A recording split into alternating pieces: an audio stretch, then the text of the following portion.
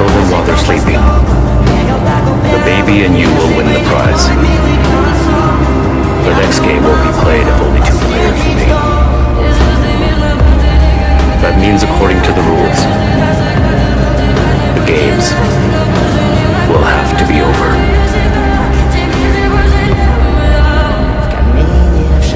You and the baby can get out of this place alive. You have my word. They'll be sure to go after you and the kid tomorrow.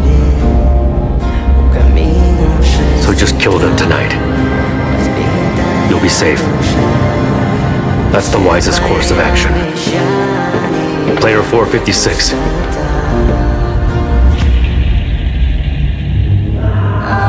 Do you still have faith in people?